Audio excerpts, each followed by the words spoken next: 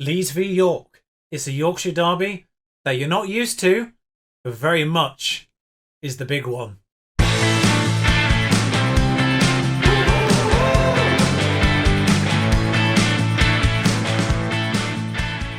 But first, I need to run you through the 3 games we played since Lincoln last time out.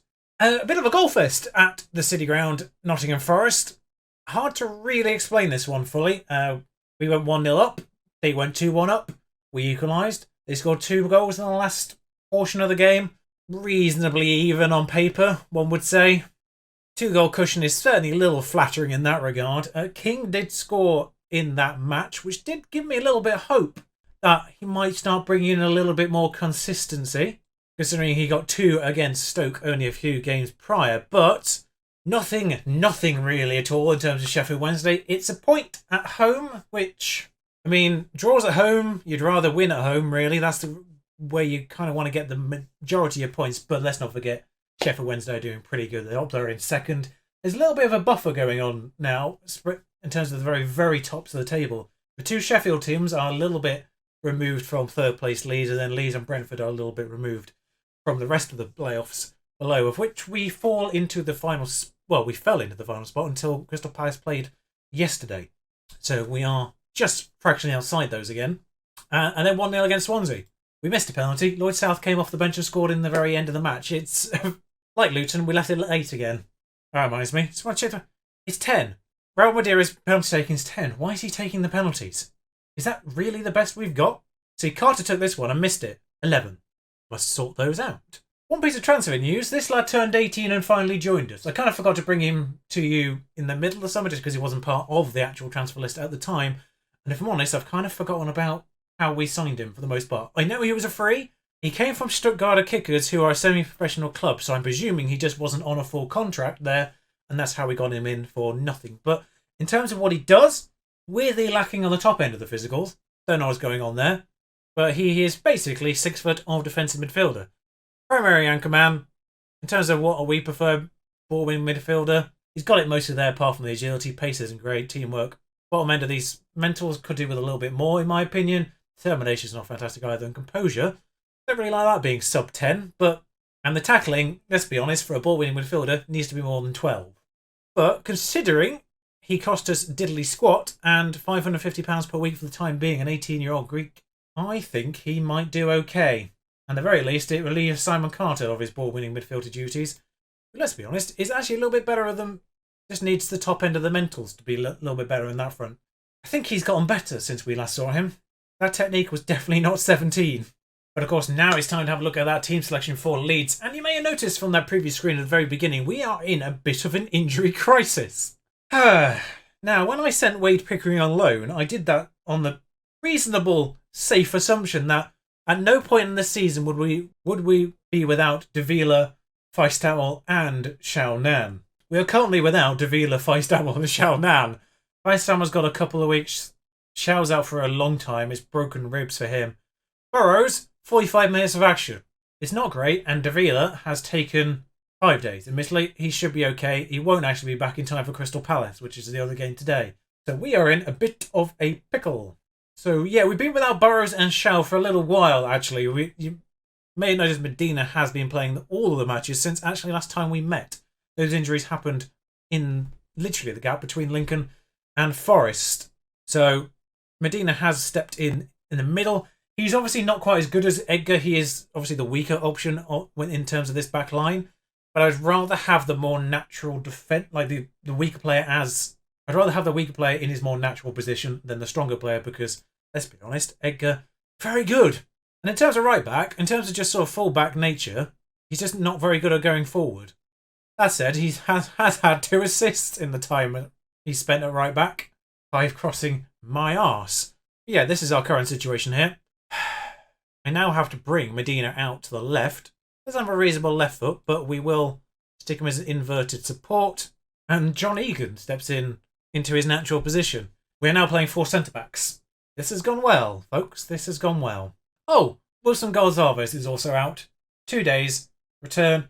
Realistically, he'll be back in training by Crystal Palace, but I don't think he'll be back to actually play either. Now, considering he can do 45 minutes, Burrows does make the bench, that's for sure.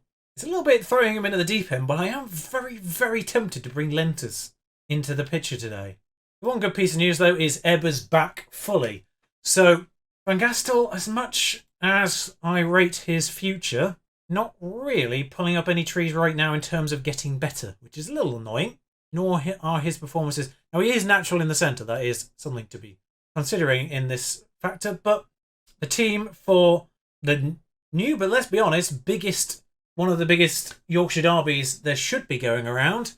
The players that we're starting at Ellen Road here, not too far away from me right now, actually, are Dutra, Medina, Borges, Egan, Edgar, Carter, Nacelle, Velasquez in the midfield, Madeira and Ebbers back. Good to see his name back on the sheet. And King up front. Now, the good news about Ebbers back is he's not too bad on the old conditioning front either. The match sharpness front, sorry, that's what I meant to say.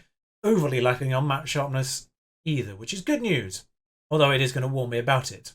I've just realised I've started with King. I meant to put South up front because he is obviously a homegrown club player at York and he understands what it means here. A lot of motivation, but if King could be a derby hero, then that will definitely endear him to our fans, who I imagine will definitely make the trip. Because let's be real, it's not that long. Never mind, he's got a twisted knee. Off he comes. Admittedly, if you're going to get an injury, they've got a player called Chair. There are puns to be had there should anything occur with him during the match. But you can see on the left-hand side, Sheffield's are 6 points clear, and then Brentford and Leeds are 7 points clear going into this match. Presumably everyone drawing at this stage. Madeira on this left-hand side. Medina, inwards it went. I thought there might have been a penalty for a second there, just the way everything sort of stopped moving in the penalty box. But no, back to King with his twisted knee. Ebbers back, plays through Velasquez, and not quite. Palmed out by Danny is what I was going to say there. Nacelle on a corner, still haven't made that change. Do need to do that. Kenner, by the way, I am aware is one of the top prospects when it comes to youth, and that offside's finally given. Even I saw that one. His name is Chair. Chair, probably meant to be pronounced, he's Moroccan. It won't be pronounced Chair, that's for certain. Velasquez picks up their corner as it works its way out of the box, and King now, with no one really to give it to just yet, manages to hold on to it just long enough for someone to get there, and Ebbers back straight at the goalkeeper. Highlight doesn't end with that, though. I thought that might be enough. They've got Dominic Calvert-Lewin up front, because I think they have made a trip to the Premier League at some point during these 5 years. Just had to do the math there real quickly. That's daft that it's been that quick. Yeah, only 5, surprisingly. Everyone looks a little motivated. We're seeing actually a fair amount from our team, but at this halfway stage of this half, I am just going to demand a little bit more from the boys. Nacelle, who is the oldest player on that pitch at 25 for us. It's a bit silly, really, but could really do a bit of age and experience for a derby like this. But Carter, Nacelle back to Madeira, Velasquez, Madeira. Nacelle's last 2 games not brilliant, gotta be said. He has been sub-7 for the first time in a long while. It's weird that I'm complaining about his... They've got a player called Alan Ramsden, a new gen called Alan Ramsden. That is one of the most Leeds Yorkshire names I've ever seen. Yeah, you've already told us about the twisted knees. He twisted the other one now. Kings, though, through, and with potentially 2 twisted knees, smashes the bar. I'm going to play until half-time, although his conditioning has gone way down. I may have to bring him off now. Calvert-Lewin's in space, and he's not going to miss that, let's be honest. Too good a striker for this level to do that. I'm intrigued to see how he's developed as such, considering he is technically slumming it in the Championship right now, compared to where he is in real life. I mean, the ball's just floated in. They floated. That's quite a nice whip on that, and Calvert-Lewin back post unmarked. Considering we've got 4 centre-backs, I would have liked their market. I would have thought their marking would be a bit better. I think he may have generally twisted both knees, because his conditioning went down the first time, and then he just got another warning. It went down again, and it's come back up again. Baffling. Madeira, not been great recently either. Popped up with the odd goal, but in terms of general performances, I think I'll just be assertive, actually. I'm not going to get aggressive. 1-0 to them. I think, statistically, it's pretty even, and South is coming on.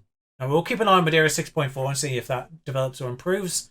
The loss here is not surprising. It's just bragging rights, really. I would like a little bit more. Lincoln, by the way, have not picked a point up since I last pointed them out to you guys. And Oxford have. They're out of the bottom 3, remarkably. And considering they had 3 points after 10 games, considering they're out of the bottom 3 entirely now is quite an achievement. Madeira, though, after I slagged him off, is coming forward. Riser through. Not quite. Winger to winger, that'd be nice. Inside forward, I should say. But no, we are having fractionally more of this game. One thing I forgot to mention, Nottingham Forest was, 4-2 to them. Clear-cut chances, 4-2 to us. So yeah, the clear-cut chances in that Forest game were the exact opposite. And, I thought that was about to be a red card considering the way everyone just stopped there again. Could not afford losing Edgar for the Palace game, that's for bloody sure. Villalba into the box. This is a corner from an existing highlight. Why am I talking over it? Oh, it hit a post though. One woodwork each. Well, no, yeah, I mean, it's not a disgraceful performance. They've just scored and we didn't. Didn't look a Cavalier after all that. I think he does get better than this sometimes. 64 minutes gone, and it's now Ebersbach who's down to a 6.3. Madeira up to a 6.7 out of nowhere. I'm going to give someone who is technically a homegrown club now a bit of a run out, and that's Lee Tao on that right-hand side. Did have the option for Van Gastel, but considering we're chasing the game, I'd rather have someone whose heart bleeds for the club right now. Medina is looking tired, but I have literally no other options to put over there for the time being. Essel, of course, was released from Leeds at the start of all this. I don't really know what's going to change this match. I'm going to bring Squires on for Nacelle and move players around in the middle just to see if they can get anything out of it. I was about to shout, but I realised I didn't literally have enough time to do it, as nothing happened in that second half. Really? One hand I'm not happy, it's a derby. On the other, they did well. Medina covered 13 kilometres in that match. Average ratings, by the way, pretty much bang equal. They made 2 fouls somehow during that match. How do you go through an entire match making only 2 fouls? Ah, yeah. Big old payday if we play Ebersbach one more time. Oh, by the way, I think I mentioned last time Watford offered me the job when they sacked their manager. Watford are way too trigger happy. They're in bloody Europe, for crying out loud. But, actually, they may not be in Europe anymore. They did have to play Leipzig. I never followed up on that. I will go check that out. But Palace, who we play next, have sacked their manager. They offered me the job as well. Yeah, they didn't get back to Leipzig.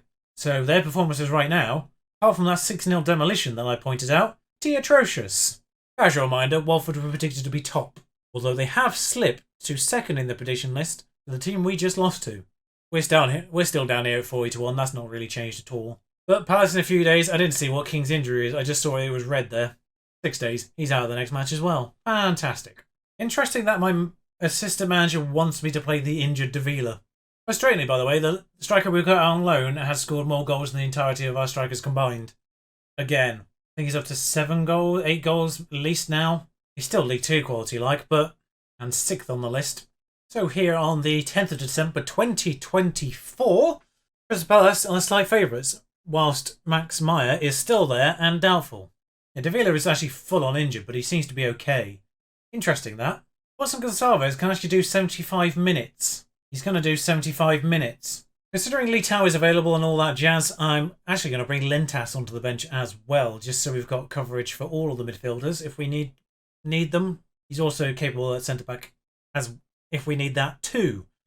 Because defensively, still a bit iffy, aren't we? So, frustratingly, it's basically the same team that played against Leeds. And considering our weakness right now, I'm actually happy with the fact we only lost 1-0, surprisingly.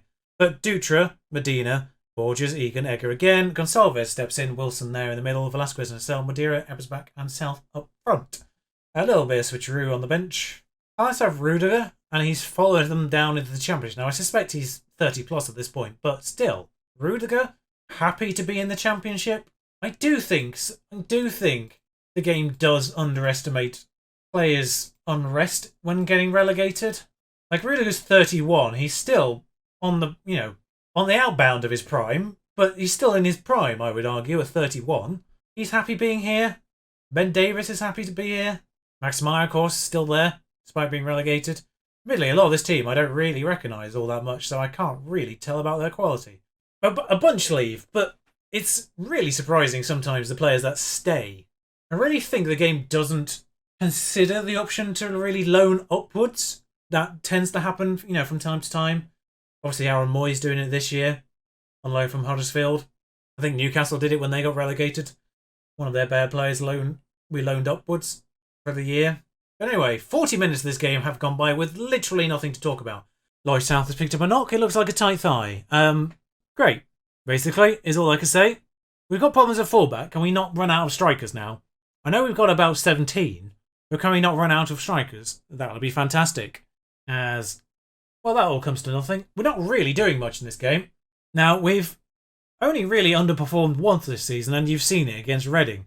That was the only other time we haven't really been in a game. Considering our best performer is our goalkeeper, that says far more than it should. No, aggressive, far from pleased. Wilson's demotivated. Well, you've only got 75 minutes of football anyway, so you're coming off soon. Free kick from then, 55 minutes basically on the clock, gathered by Sergio. Rolled out to Egan and outwards to Edgar. Nacelle moves that very, very nicely and swiftly through to Ebersbach. Pinged outwards to South, who's got all the work to do. Edgar will get on that first. Back to Nacelle, who gives it away. Well, that's not great from him. Right, Nacelle, it's worth noting, love, you played very, very well this year. But if you don't buck your ideas up here, you are out of your depth of this division, statistically, at the very least. And there are players who are technically better than you on this bench. The only reason you've stayed in this team is because you've been consistently putting in 7+ averages, and what the hell's just happened? Right, 3D, what? Sergio, Sunshine, Egan. So Egan, dispossessed. Right. Despite the fact I kind of bigged him up at the start of this year when we signed him, there's a reason why he's not been in the team, even when Medina was playing. You know, there's a reason why I put Medina in ahead of him. Medina's not having a great time at left back, but that's because he's really not a left back. So his performances out here, we can't. He's on a 6.2 Nacelle. Right, Collins comes on up front and presses.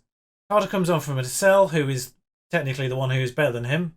Gonçalves is on a 6.5. Velasquez is on a 6.5. Madeira's on a 6.5. Medina's on a 6.4. What do we change? What's going to change this match? Gotta go positive for the last 10, that's for certain, and demand more from the team. Everyone's focused. Nothing's changing. Time to give Lentes a go, I guess. Wilson's been booked, by the way. That's why I took him off.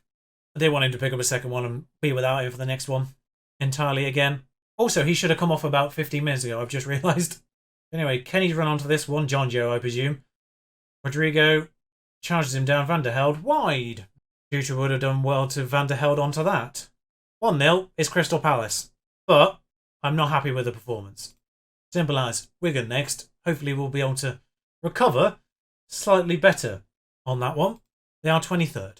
Medina's wages are very close to being £1,000 per week. I kind of forgot he had that in his contract, but £1,000, yeah, that was put in about 3 years ago. Velasquez is, by the way, a very reasonable contract in general, considering. Admittedly, this was made a long time ago as well. He was a future transfer. So I made that when people weren't quite so demanding. The back-to-back 1-0 losses, it's not terrible. The teams were Leeds and Crystal Palace. We weren't expecting an easy time. But strange things have happened and we have ended up demolishing teams. This Brentford result, by the way, is looking better and better, since considering where they are in the table, although it looks like they have slipped up slightly because Luton have joined them on 37 points. But now we are a good solid 4 points off that playoff spot. It wasn't something we were aiming at the start of the year. We were just aiming to survive.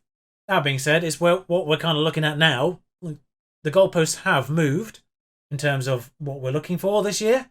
So if we can sort of be in that pack of being best of the rest, I would be very happy.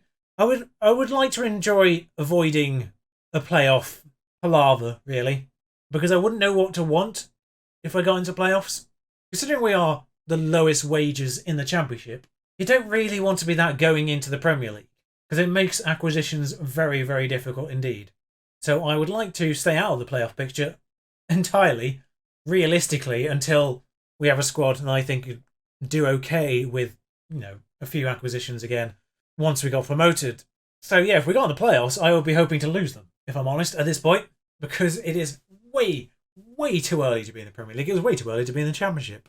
But we're making do quite alright so far. 31 points, 50 is apparently the magic marker for the Championship.